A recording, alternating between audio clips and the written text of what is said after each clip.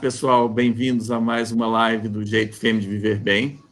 Hoje eu estou aqui com o Dr. Roberto Cardoso, diretor de Culturas e Pessoas do FEME, mais uma vez, como já é habitual nas nossas conversas, e estou recebendo aqui o nosso querido Carlis, que é instrutor de meditação e respiração. Né? É bom você apresentar as pessoas de uma maneira tão direta assim. Bem-vindos aos dois.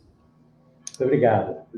Obrigado, Maurício. Gente, eu tenho que confessar que o tema de hoje é muito profundo para mim, viu? Solidão e solitude. Como é que vocês começam a falar desse assunto aí comigo, Roberto? Maurício, a gente tem que entender que esse tema nasceu porque nós estamos isolados, né? Nós estamos isolados, curiosamente, a gente não está tão isolado, porque hoje a gente tem uma comunicação digital tremenda, você pode fazer curso, aprender receita nova, fazer terapia, conversar com amigos, você pode comprar coisa, você pode fazer um monte de coisas hoje. Fazer live, né? Pode fazer live, como a gente está fazendo, exatamente, mas o curioso é que mesmo assim está todo mundo, ou quase todo mundo, se sentindo muito sozinho, né? Todo mundo não liga muito, né, para o outro, está sempre ali no celular, não olha para quem está ali a 2 metros de distância. Mas agora que o pessoal se trancou em casa, parece que o pessoal percebeu que nós somos seres gregários, que nós somos seres que vivemos e aprendemos por milhares de gerações a nos relacionarmos presencialmente.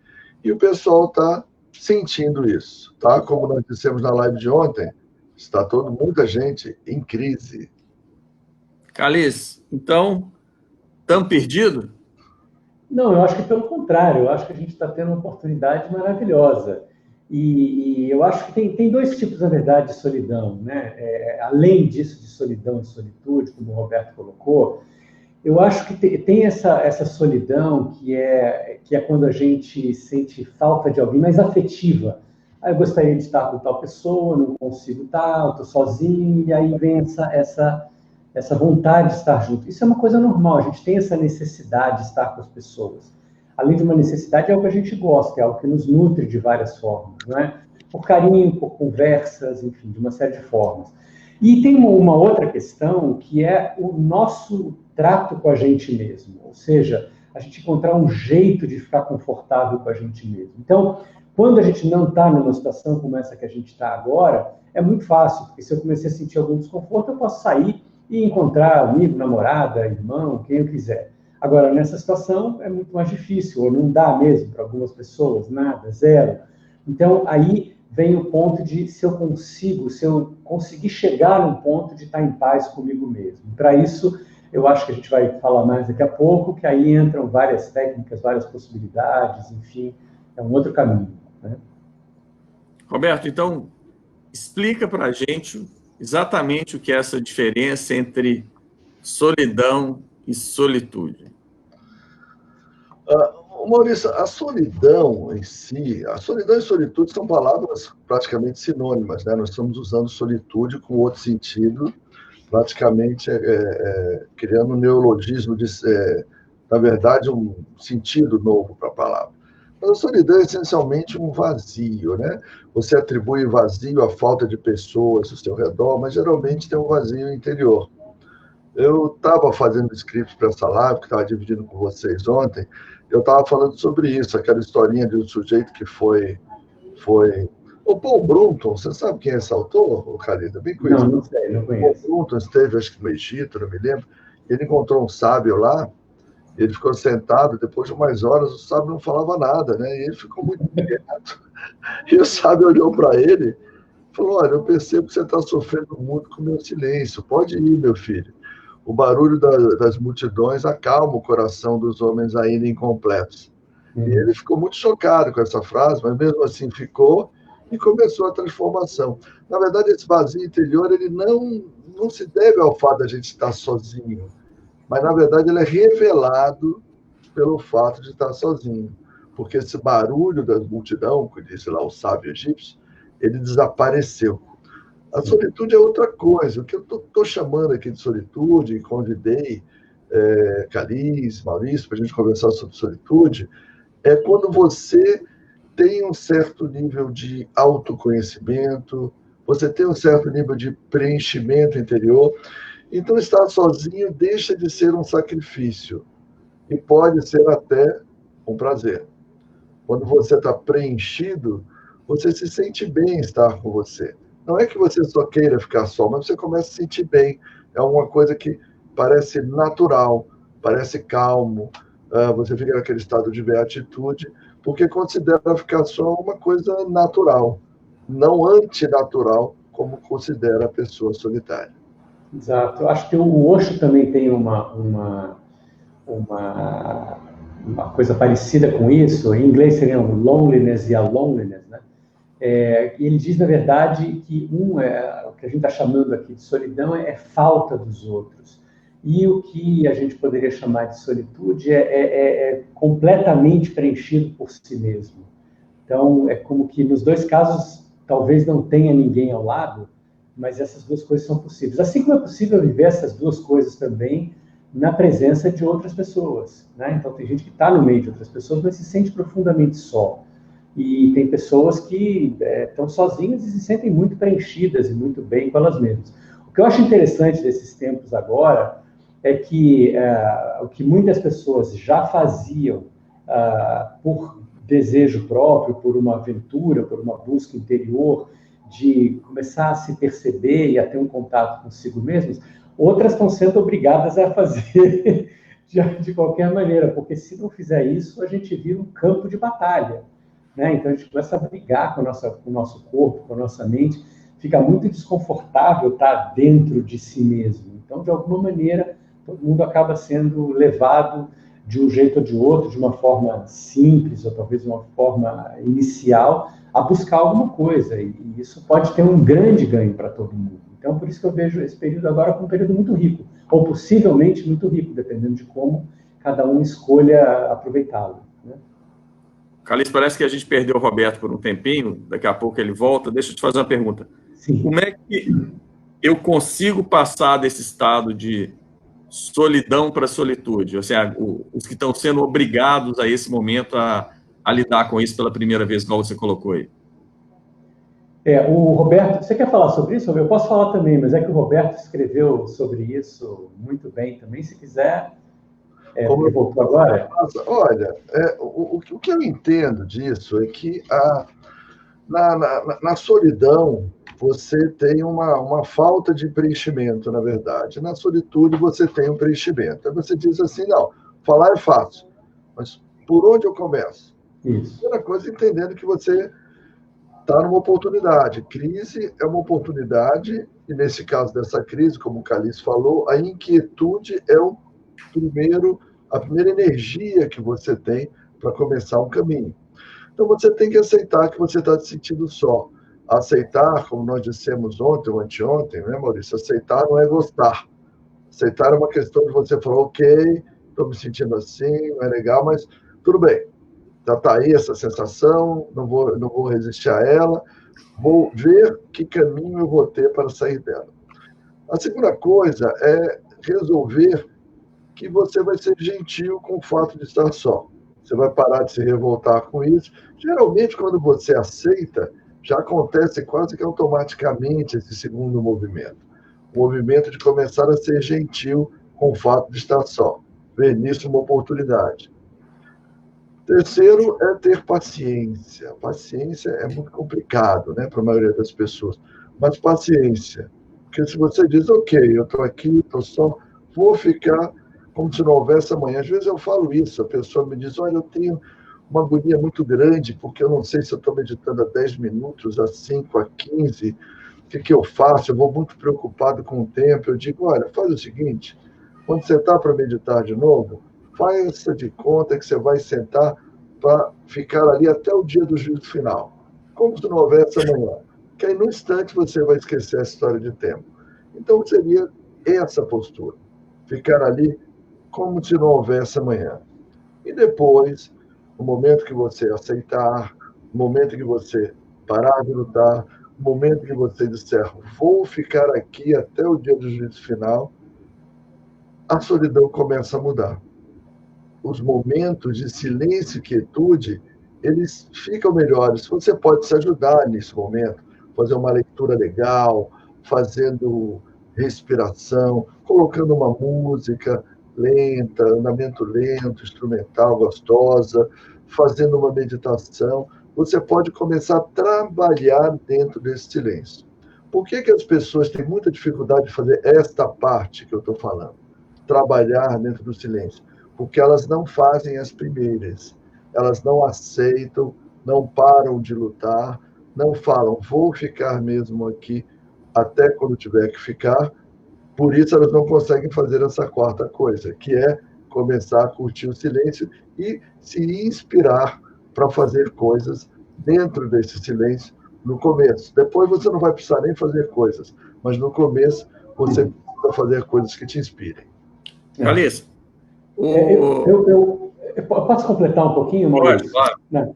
É o seguinte, o que eu acho importante nisso, porque o Roberto falou de duas coisas, ele falou de uma atitude interna e também de um exercício, ou seja, de uma prática, de uma técnica, né? E eu acho isso muito importante porque, como ele disse, não tem como a gente dizer para alguém, olha, faça isso, seja assim, sem dizer o como. Você precisa dizer o como, senão não adianta nada. Ah, você precisa ser mais tranquilo. Tá bom, mas como eu faço isso? Sem o como, nada disso adianta. Então, e eu acho que para a gente entender um pouco o que é esse desconforto com o que a gente chama de solidão, ou com qualquer outra coisa, qualquer desconforto, na verdade, dificuldade que a gente esteja vivendo, se resume a pensamentos com os quais eu estou brigando, sensações físicas com as quais eu estou brigando, e normalmente isso é acompanhado de uma diminuição da respiração, ou seja, um leve sufocamento que eu estou vivendo. Então, se deliberadamente, na hora em que a gente se sentar e ficar quieto, a gente permitir que aquelas sensações estejam presentes, sem brigar com elas, estão acontecendo agora no meu corpo, permitir que a respiração continue fluindo, se de alguma maneira eu percebo que eu prendi, eu deliberadamente faço uma respiração um pouquinho maior, pelo menos para que volte ao normal. E deixar o corpo solto, se eu percebo que eu tensionei aqui ou às vezes aqui, e eu deliberadamente solto isso, muscularmente falando, o que a gente está fazendo, na verdade, é promovendo a aceitação, né? Eu fiz essa adendo porque eu concordo com o Roberto, mas às vezes, Roberto, eu acho que quando a gente diz assim para as pessoas, olha, você precisa aceitar o fato de estar sozinho, muita gente entende que eu estou sozinho mesmo, pois vai ser assim, minha vida sempre foi. Ou seja, acaba sendo um nutrir pensamentos, e não é nessa direção, né? Ou seja, o que o Roberto está falando, o que eu estou falando aqui também é aquela sensação física que você está experimentando naquele momento, você relaxa nela. Não precisa nem se preocupar com o enunciado da sensação, ou seja, com a tradução dessa sensação em palavras, o que ela quer dizer. O que ela quer dizer não importa, na verdade. São só pensamentos. Mas sim o fato de você sentir aquilo, no seu peito, na barriga, onde for, e relaxar nisso. Não é se afundar nisso, é relaxar, é permitir. Como quem diz, está tudo certo. Aqui dentro existe espaço para isso também. Isso se chama, na verdade, dar espaço, conter, daí vem contentamento. E era isso também que o Roberto comentou, e aí você começa a se dar conta de que você está passando disso, de solidão, que é um vazio, para isso chamado solitude, que na verdade é um contentamento, ou seja, aqui dentro cabe tudo, inclusive essas sensações, eventualmente, que anteriormente talvez eu chamasse de desconfortáveis.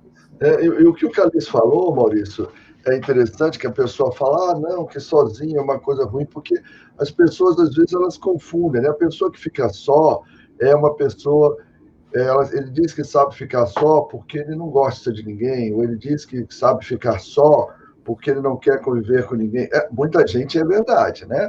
Mas não necessariamente. Você pode ficar só, não significa que você está naquilo que a gente chama eu chamo de independência arrogante. Eu não dependo de ninguém, eu estou só. Ou se eu não sei ficar só, é porque eu sou dependente. As pessoas acreditam que você vive nesse extremo de dependência ou de uma arrogante independência com empáfia. E, na verdade, nós vivemos num estado de interdependência. Nós dependemos de tudo. Como é que você vai saber qual é o momento de trocar e não trocar, de depender e não depender? Quando você conseguir ser preenchido, você vai saber. Porque quando nós somos preenchidos por tudo, na verdade, né? Por tudo que está aí. Não tem outra coisa para te preencher. O que vai te preencher não vai ser criado para te preencher.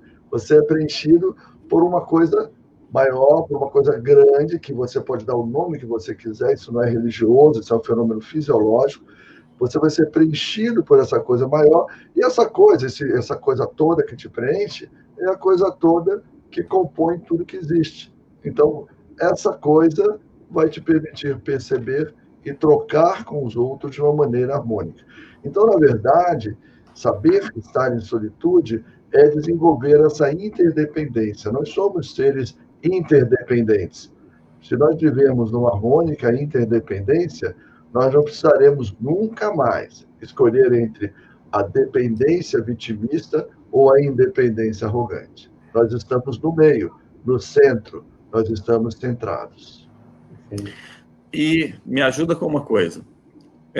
Para mim fica muito claro, né, assim, que para a grande maioria das pessoas que não estavam muito preocupada com isso, na hora que para aquele tal de barulho ensurdecedor lá que vocês falaram, é a hora que eu começo a me perceber sozinho ou incompleto, o que quer que seja.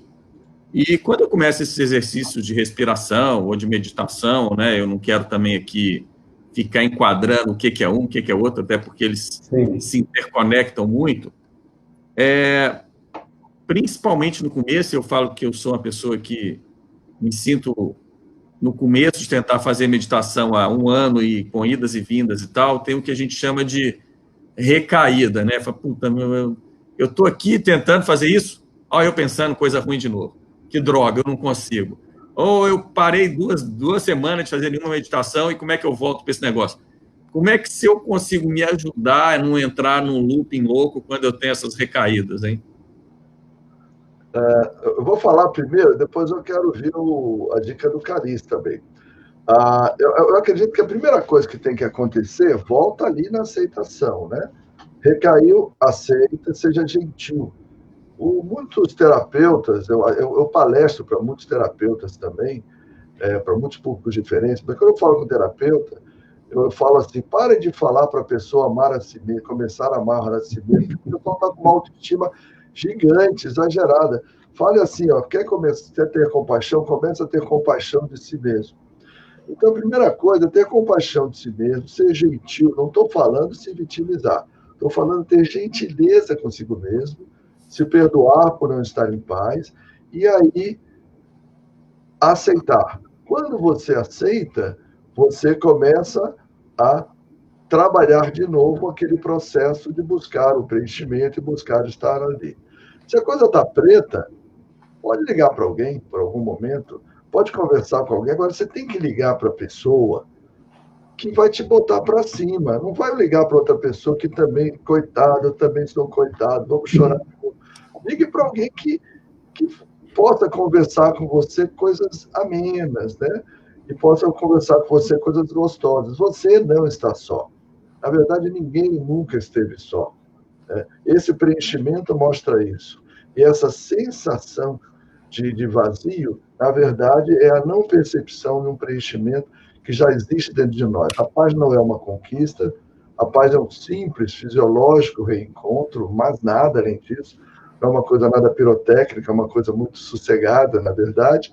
Mas, às vezes, no momento de dor, você pode lembrar que somos interdependentes e ligar para alguém que vai te colocar para cima. Eu tive uma terapeuta que ela me dizia assim, Roberto, você precisa conviver com pessoas que te alimentam.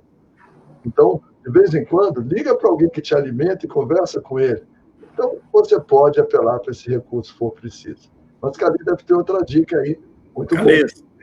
Antes de você completar, Caliço, só aproveitando isso que o Roberto falou, para te dar o gancho dessa história aí, eu ouvi uma vez o seguinte, muito cuidado com quem você divide seus problemas, porque 20% não vai estar nem aí, 70% vai gostar de você estar com problema e só 10% é que estão ali para te ajudar, né? Então, com essa frase aí, como é que você completa o que eu falei para a gente? Olha, eu, na verdade, assim, quando você diz assim, eu comecei a meditar, mas eu tive uma recaída, vejo de novo pensando coisas difíceis, coisas ruins.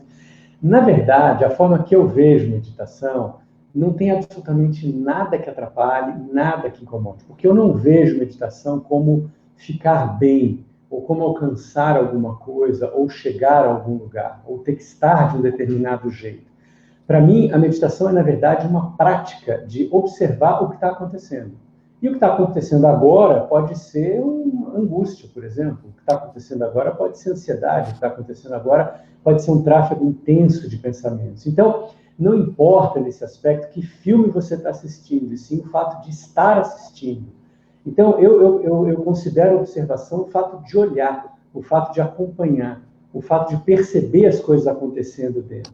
Nesse aspecto, isso acontece depois de um tempo, uma prática madura, é que tanto faz, na verdade, o que vem. Se é alguma coisa serena, se é alguma coisa agitada, não importa mais, porque a nossa atenção, o nosso enfoque mudou de o que está acontecendo para observar, e não é o conteúdo em si, mas sim a observação, né? Então, mas dito isso, eu acho o seguinte, tem um lado que eu acho que quando essa história toda começou, as pessoas... Teve uma fase inicial de, oba, que ótima, férias, então, né? Afinal de contas, tanta gente fala sempre de se aposentar, então, de repente, foi uma aposentadoria precoce e temporária, né?